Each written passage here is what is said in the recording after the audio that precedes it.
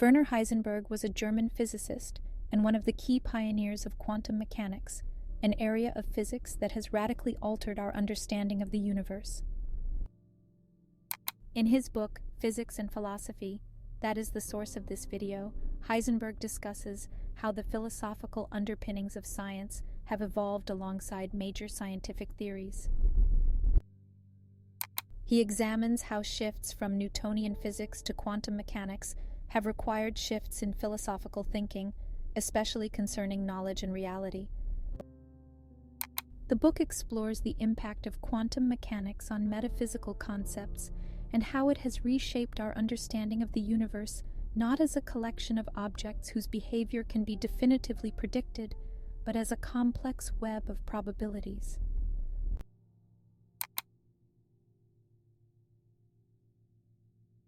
Over the 2 millennia following the zenith of Greek science and culture in the 5th and 4th centuries BC, human thought predominantly engaged with themes distinct from those of earlier times.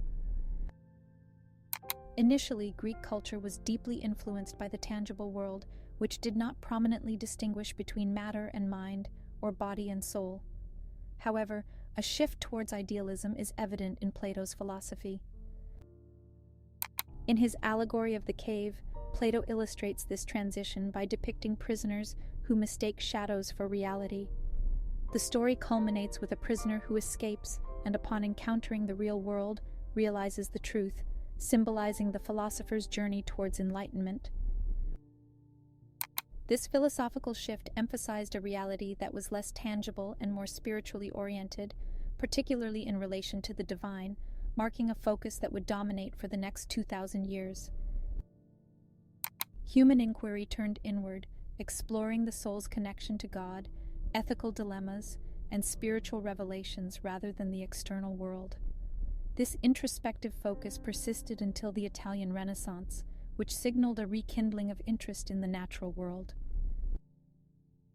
This resurgence in examining nature laid the groundwork for the explosive growth of natural sciences from the 16th century onwards, intertwined with the evolution of philosophical ideas that supported and were supported by scientific concepts.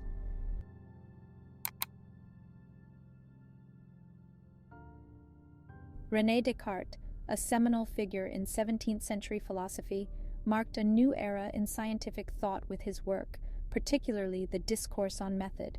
He introduced a methodological skepticism, starting with the famous dictum, cogito ergo sum, I think therefore I am, which established his existence through the act of thinking itself. Descartes rejected reliance on sensory perception or divine revelation as the basis for knowledge, instead seeking a new philosophical foundation through logical reasoning. Descartes' philosophy is characterized by a fundamental division between the mind, res cogitans, and the material world, res extensa. This dichotomy profoundly influenced the development of natural sciences, focusing on the material aspects of reality. However, his separation of God, the self, and the world into distinct entities also presented challenges, particularly in how these realms interact. Descartes elevated God to a role that merely linked the self and the world without direct involvement, a perspective that starkly contrasted with the integrative approaches of earlier Greek philosophers who sought unifying principles within the variety of existence. The Cartesian dualism not only shaped philosophical discourse, but also impacted the natural sciences by promoting a view of the universe as a mechanism, separate from human mental and spiritual experiences. This approach facilitated the development of empirical science during the Renaissance and the Reformation, which favored mathematical and logical clarity over theological or metaphysical explanations. Descartes' emphasis on the separation of mind and body led to viewing animals and even humans in mechanistic terms, raising ethical and philosophical questions about the nature of consciousness and free will. His approach underscored the ongoing tension between scientific explanations of physical phenomena and the philosophical considerations of mind and consciousness.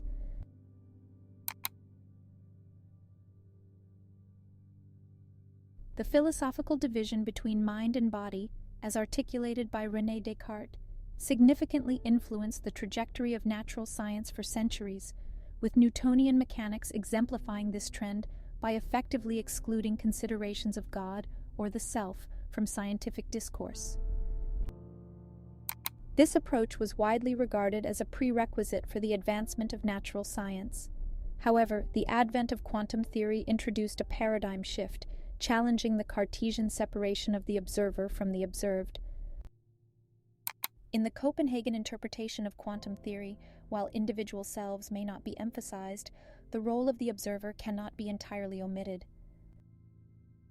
Quantum theory highlights that natural science is not merely a detached description and explanation of nature, but also a dynamic interaction between nature and human inquiry. It emphasizes that our scientific observations are influenced by the methods and questions we employ, which are intrinsically human elements. This perspective contrasts sharply with Descartes' rigid separation, suggesting that the boundaries between the observer and the observed are not as clear-cut as previously thought.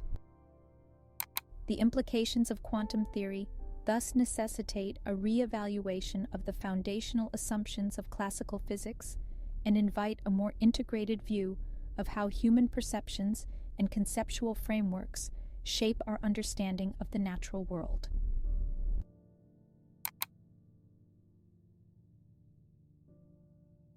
The profound influence of Cartesian dualism on scientific thought over 3 centuries has led to significant challenges in adopting new conceptual frameworks, as evidenced by Albert Einstein's difficulties with the Copenhagen interpretation of quantum theory.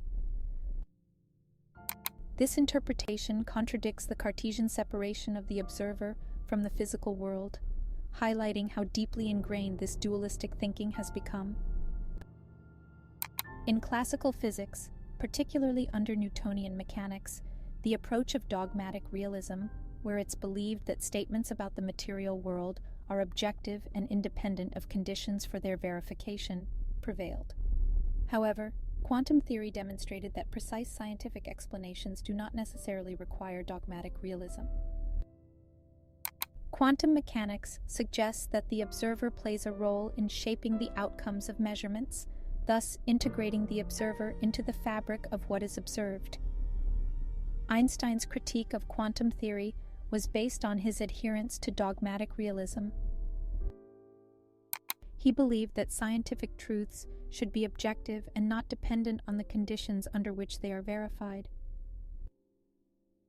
However, quantum theory posits that even with simple mathematical laws, phenomena can be explained without assuming that these laws reflect an objective reality independent of our observation.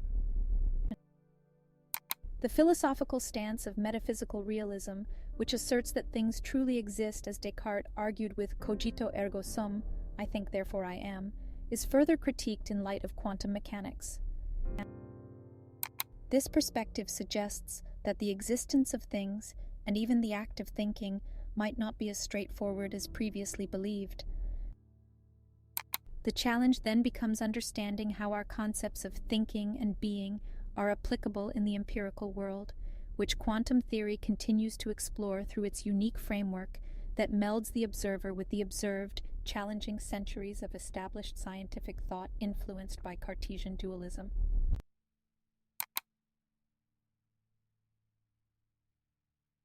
Following Descartes' promotion of metaphysical realism, a philosophical shift occurred, leading to the development of empiricism, which challenged the notion that existence can be confirmed independent of perception.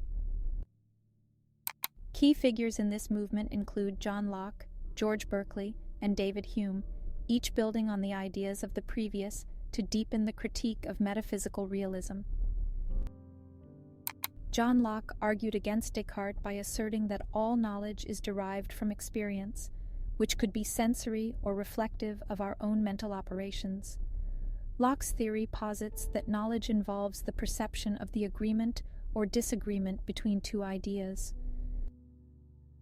Building on Locke, Berkeley took the implications of deriving knowledge from perception to conclude that physical objects do not exist independently of being perceived. For Berkeley, existence is equated with perceptibility. If something is perceived, it exists, challenging the notion of an object's existence outside of perception. David Hume extended these ideas into a more radical skepticism by questioning the principles of induction and causation, thus threatening the foundations of empirical science by suggesting that our assumptions about causality and the reliability of sensory experience might be unfounded. This line of empiricism led to positivism and later modern positivism, which critiques the naive use of concepts like thing, perception, and existence. Influenced by mathematical logic, modern positivism views the process of science as attaching symbols to phenomena, which are manipulated according to specific rules to generate meaningful statements. However, this approach struggles with defining when a statement is genuinely meaningful, as the applicability of strict logical criteria is limited in natural sciences, where concepts often remain vaguely defined.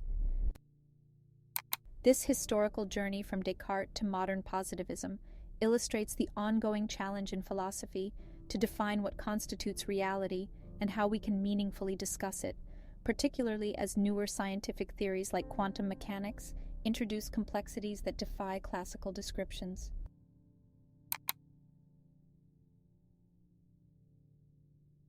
The philosophy asserting that all knowledge originates from experience faced a significant challenge with the advent of quantum theory, which revealed limitations in previously well-defined concepts such as position and velocity.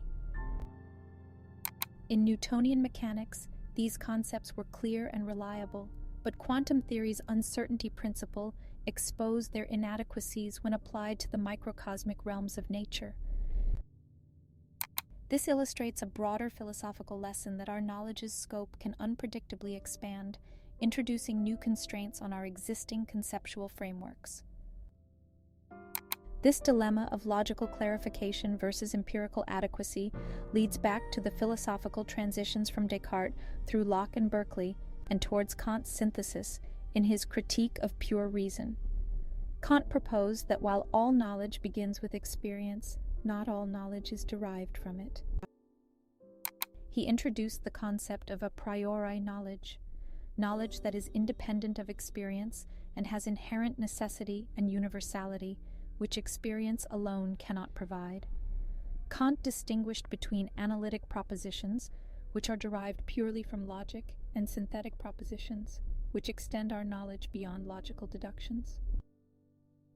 He further argued that some synthetic judgments could be known a priori, challenging the strict empiricist view that all substantial knowledge must come from sensory experience. Kant's theory suggests that space and time are not empirical concepts, but rather a priori intuitions, essential for organizing our sensory experiences.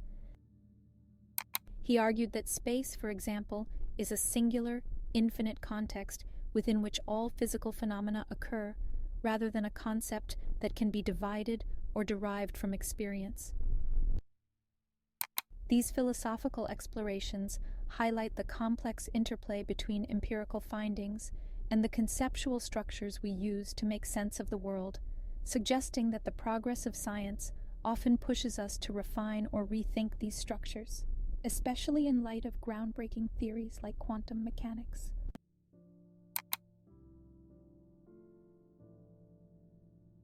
Immanuel Kant's philosophical doctrines, particularly concerning synthetic judgments a priori, have faced significant challenges with the advancements in modern physics, notably from quantum mechanics and the theory of relativity.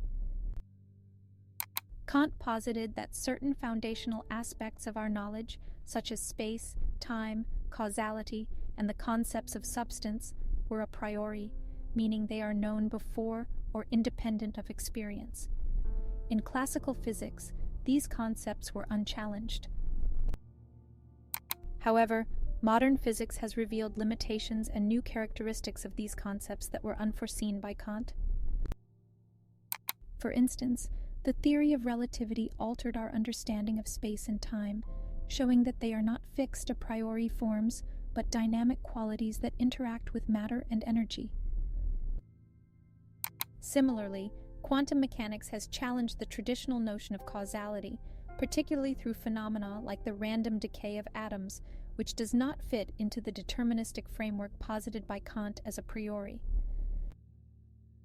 Kant's idea of causality as an a priori necessity for scientific inquiry has been reinterpreted in modern physics. In quantum physics, while causality at the atomic level doesn't conform to deterministic predictions, it still forms a framework for understanding scientific phenomena through probability. This suggests that Kant's a priori principles, rather than being absolute, have a conditional application based on the scope of current scientific understanding. Moreover, the concept of the thing in itself in Kant's philosophy, which posits an objective reality independent of our perception, finds a parallel in modern physics, where observable phenomena depend on the experimental setup, yet hint at an underlying reality that is modeled mathematically, but not directly observable. This model points to a reinterpretation of Kantian a priori knowledge as not strictly inherent, but as frameworks shaped by human experience and interaction with the world. Thus, while Kant believed that his categories of understanding were the basis for all future metaphysics and science, modern physics suggests that these categories have practical rather than absolute universality. They serve as indispensable tools for organizing experiences and scientific inquiry, but must be continually reassessed as our understanding of the universe evolves. This adaptation of Kantian thought underscores the dynamic nature of philosophical concepts in responding to advancements in human knowledge, particularly in the field of physics.